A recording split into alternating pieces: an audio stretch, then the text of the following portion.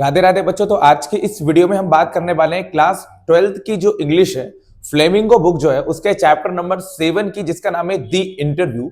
और इस वीडियो में मैं आपको कुछ ऐसे क्वेश्चन बता देने वाला हूं जो कि आपके एग्जाम के लिए बहुत ज्यादा नेसेसरी होने वाले हैं। अगर आप इस वीडियो को पूरा देख लेते हो तो आपको इस चैप्टर में जो क्वेश्चन एग्जाम में पूछे जाने वाले हैं वो तो 100% कवर हो जाने वाले हैं। और इसके अलावा एक वीडियो आपको इसी चैप्टर के एक्सप्लेनेशन की भी हमारे चैनल पर मिल जाने वाली है, वो भी आप हमारे चैनल पे देख सकते हैं। तो चलिए हम डिस्कस करते हैं चैप्टर नंबर 7 जिसका नाम है दी इंटरव्यू, इसके कुछ क्वेश्चन आंसर की।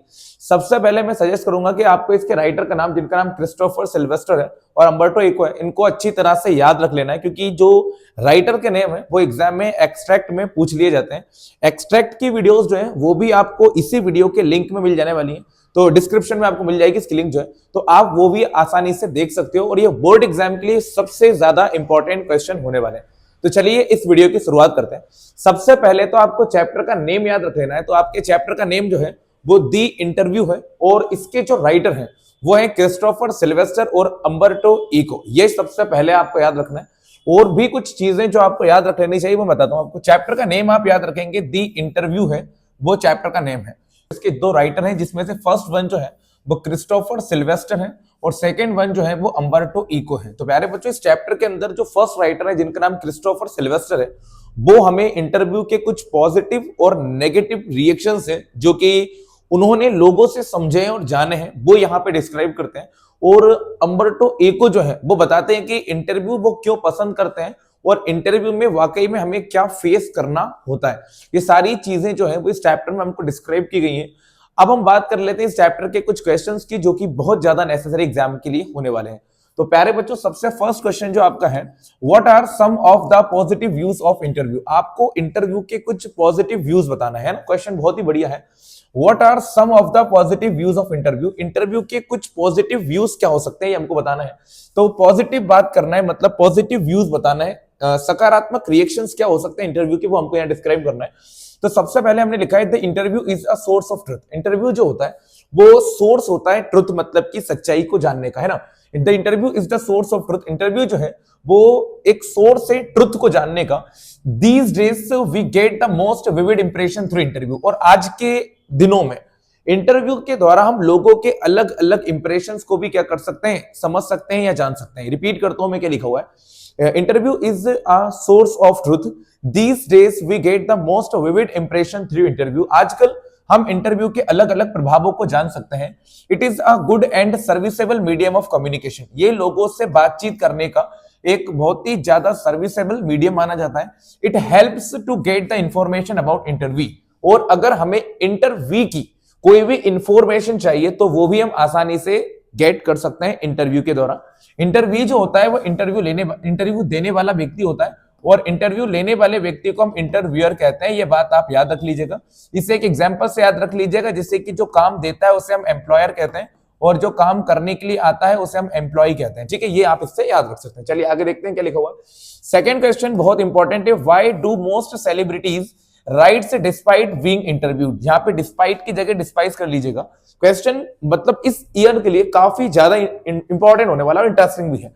Why do most celebrities writes despise being interviewed। अधिकतर जो सेलिब्रिटीज होते हैं वो इंटरव्यू से डिस्पाइज मतलब कि घृणा क्यों करते हैं, हेट क्यों करते हैं, ये हमको बताना है।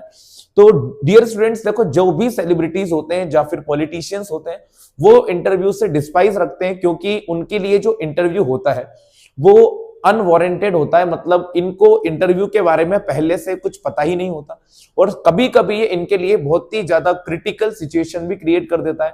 कभी भी अनसर्टेन टाइम पर इनको इंटरव्यू देना पड़ जाता है और इनकी अगर कुछ गलत शब्द निकल जाते हैं तो लोग इन्हें ट्रोल करते हैं, वायरल करते हैं। इसीलिए ये इंटरव्यू को कहीं ना कहीं नेगेटिव मानते हैं और पॉजिटिव नहीं मानते हैं। क्वेश्चन को फिर से रिपीट करता हूं मैं। Why do most celebrities rights despite being interviewed. अधिकतर जो सेलिब्रिटीज होते हैं वो इंटरव्यू से डिस्पाइस क्यों रखते हैं, घृणा क्यों रखते हैं। Most celebrities despise being interviewed. अधिकतर सेलिब्रिटीज जो होते हैं वो इंटरव्यू से नफरत रखते हैं, क्योंकि बिकॉज दे कंसीडर दैट, इनका मानना है कि it is N unwarranted intuition, ये एक अनवारंटेड होता है। अनवारंटेड मतलब कि पहले से निश्चित नहीं होता, अनवारंटेड इंट्यूशन होता है उनकी प्राइवेट लाइफ के ऊपर। And it creates many problem for them, और ये इनके लिए कई प्रकार की प्रॉब्लम्स जो है वो भी क्रिएट कर देता है। They regard themselves as victim of interview because they people are also troll them, ये अपने आप को खुद ही इसका विक्टिम मानते हैं, क्योंकि जो लोग होते हैं वो इनको ट्रोल करना क्या कर देते हैं, शुरू कर देते हैं। तो इनको लगता है कहीं ना कहीं कि जो इंटरव्यू होता है वो कहीं ना कहीं सही नहीं है इनके लिए। ये किनका मानना है, सेलिब्रिटीज का मानना है। ये क्वेश्चन बहुत इंपॉर्टेंट है। इसके अलावा आपको कौन से क्वेश्चन इस चैप्टर से करना है तो वो भी मैं आपको बता देता हूं। इसके अलावा आपको एग्जाम पर्पस से इस क्वेश्चन को बिल्कुल बढ़िया तरीके से तैयार कर लेना चाहिए। Do you think Umberto Eco likes being interviewed, give reason for your opinion. तो इस क्वेश्चन में आपसे पूछा है कि आपको क्या लगता है कि जो अम्बर्टो एको है वो इंटरव्यू को पसंद करते हैं, और अगर करते भी हैं तो आपको रीजन देना है अपनी ओपिनियन का, है ना। ये आपसे पूछा गया है। क्या आपको लगता है कि जो अम्बर्टो एको हैं वो इंटरव्यू को पसंद करते हैं? तो हमने आंसर में लिखा हुआ है yes we think that Umberto Eco likes being interviewed.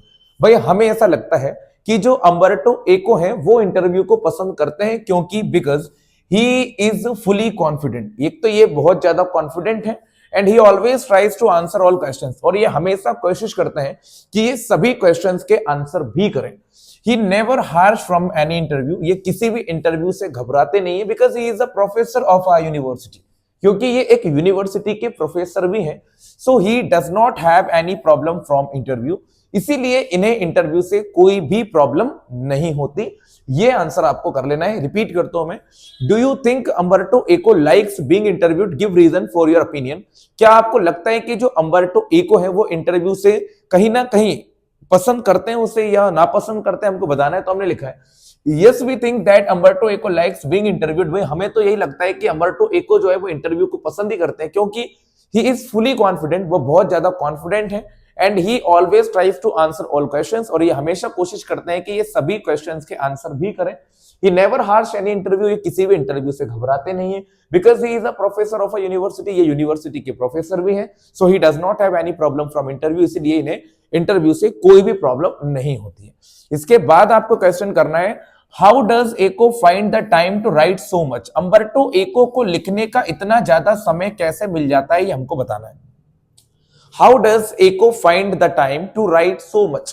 Umberto Eco को लिखने का इतना समय कैसे मिल जाता है, ये क्वेश्चन बहुत ज्यादा इंपॉर्टेंट है। हमने लिखा है We think that Eco finds the time to write so much. Umberto Eco को लिखने का इतना समय मिल जाता है क्योंकि because he does not waste a little time, क्योंकि ये अपने समय को बिल्कुल भी वेस्ट नहीं करते। Even if he is waiting for someone, और अगर ये किसी का वेट भी कर रहे होते हैं, so he would write something until the visitor reaches to him, तब भी ये कुछ ना कुछ लिखते रहते हैं जब तक कि विजिटर जो होता है वो इनके पास पहुंच नहीं जाता। मतलब ये किसी से मिलने का इंतजार भी कर रहे हैं, और मान लीजिए कोई व्यक्ति इनसे मिलने भी आ रहा है तो भी ये लिखते रहते हैं जब तक कि वो उन तक पहुंच नहीं जाता। He fills his empty time with work, और ये अपने खाली समय को भी किससे भर देते हैं, वर्क से भर देते हैं। रिपीट करता हूं, बहुत ज्यादा इंपॉर्टेंट क्वेश्चन है। Do you think Umberto Eco likes being interview, ये क्वेश्चन हमने अभी किया है। और सेकंड क्वेश्चन है आपका how does Eco find the time to write so much. Umberto Eco को लिखने का इतना समय कैसे मिल जाता है, तो हमने लिखा है Eco finds the time to write so much. Umberto Eco को लिखने का इतना समय मिल जाता है because he does not waste a little time, ये अपने थोड़े से समय को भी बर्बाद नहीं करते। Even if he is waiting for someone, अगर ये किसी का वेट भी कर रहे होते हैं, so he would write something until the visitor reaches to him, तब भी ये लिखते रहते हैं जब तक कि विजिटर इन तक पहुंच नहीं जाता। He fills his empty time with work, ये अपने खाली समय को भी किससे भर देते हैं, काम से भर देते हैं। ये आपको कर लेना है बढ़िया तरीके से, ठीक है। ये क्वेश्चन भी हो गया है। इसके बाद आपको दिया है क्वेश्चन नंबर 8। तो 8th क्वेश्चन में आपसे पूछा है कि what was the distinctive about Eco's academic writing style. Eco's की जो राइटिंग स्टाइल है उसमें क्या चीज है जो कि डिस्टिंक्टिव है, मतलब कि एकदम यूनिक है, वो हमको यहाँ पे बताना है। What was the distinctive about Eco's academic writing style. तो हमने लिखा हुआ है Eco's academic writing style is narrative. Umberto Eco की जो राइटिंग स्टाइल है वो नैरेटिव है।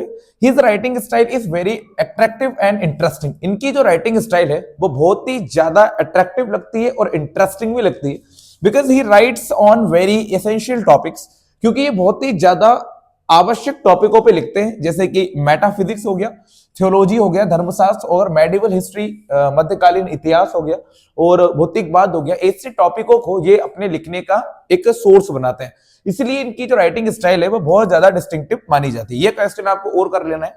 इसके अलावा हम बात करते हैं कौन से क्वेश्चन आपको तैयार करने चाहिए, तो ये क्वेश्चन भी काफी ज्यादा इंपॉर्टेंट है। आप एक बार पढ़ लीजिए तो आपको चीजें क्या समझ में आ जाएंगी। क्वेश्चन है आपको, did Umberto echo consider himself a novelist first और एकेडमिक स्कॉलर।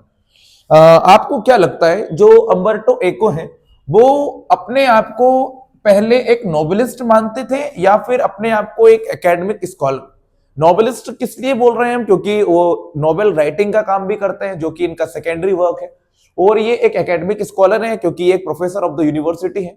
तो ये अपने आप को एक एकेडमिक स्कॉलर मानते हैं या फिर एक नोबलिस्ट मानते हैं? आपको क्या लगता है, अपन को बताना है। तो हम लिखेंगे, I think that Eco consider himself as an academic scholar.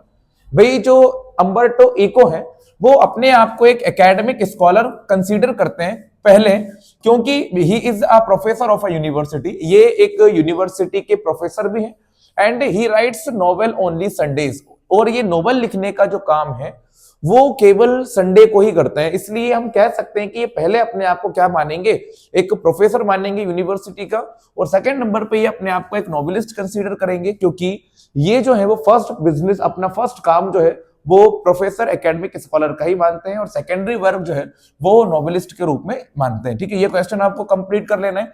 इसके अलावा हम बात करते हैं एक सबसे ज्यादा इंपॉर्टेंट क्वेश्चन की, मतलब एग्जाम में 100% आपको देखने को मिल रही है। What is the reason for the huge success the novel the name of the rose? Umberto Eco का जो नोवेल है जिसका नाम है the name of the rose, उसके ह्यूज सक्सेस का हमको कारण बताना है। What is the reason of the huge success the novel the name of the rose? ये अम्बर्टो एको के द्वारा लिखा गया एक नोवेल है, इसी की ह्यूज सक्सेस का हमको क्या देना है, रीजन देना है। तो चलिए इसको हम एक बार पढ़ लेते हैं, क्वेश्चन को अच्छी तरह से देख लेते हैं क्या पूछा गया है। The name of the rose is very serious and attractive novel of Umberto Eco. The name of the rose जो है वो अम्बर्टो एको का एक बहुत ही ज्यादा सीरियस और अट्रैक्टिव नोवेल है, ये आपको मान लेना है। It is very successful novel because it is written on theology, metaphysics and medieval history, और ये बहुत ज्यादा सक्सेसफुल भी है क्योंकि इसे लिखा गया है थियोलॉजी पे, मेटाफिजिक्स पे और मेडिवल हिस्ट्री पे। इसके फेमस होने का मेन कारण है, in is on land about 15 million copies are sold. इन्होंने अपनी खुद की जगह पर 15 मिलियन कॉपीज को सोल्ड कर दिया था, as well as 2 million copies are sold in USA, और 2 मिलियन कॉपीज जो है वो इन्होंने यूएसए मतलब कि यूनाइटेड स्टेट्स ऑफ अमेरिका में भी क्या कर दी थी, सोल्ड कर दी थी, बेच दी थी। यही कारण है द नेम ऑफ द रोज का सक्सेसफुल होने का। यह क्वेश्चन भी आपको कंप्लीट कर लेना है। और इसके अलावा मैं आपको एक क्वेश्चन सजेस्ट करूंगा, ये क्वेश्चन नंबर 12 है, ये आपको खुद से कर लेना है। Why did Kipling dislike being interviewed? जो किपलिंग है वो इंटरव्यू को डिसलाइक क्यों करता है, मतलब कि नापसंद क्यों करते हैं? आंसर में लिखा हुआ है, Rudyard Kipling disliked being interviewed.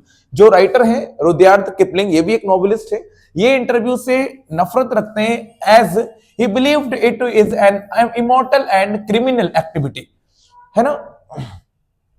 Rudyard Kipling जो कि एक खुद राइटर है, एक नोवेलिस्ट है, ये इंटरव्यू को डिसलाइक करते हैं, मतलब कि पसंद नहीं करते हैं। एज ही बिलीव्ड इट, ये मानते हैं इसे, it is N immoral and criminal activity.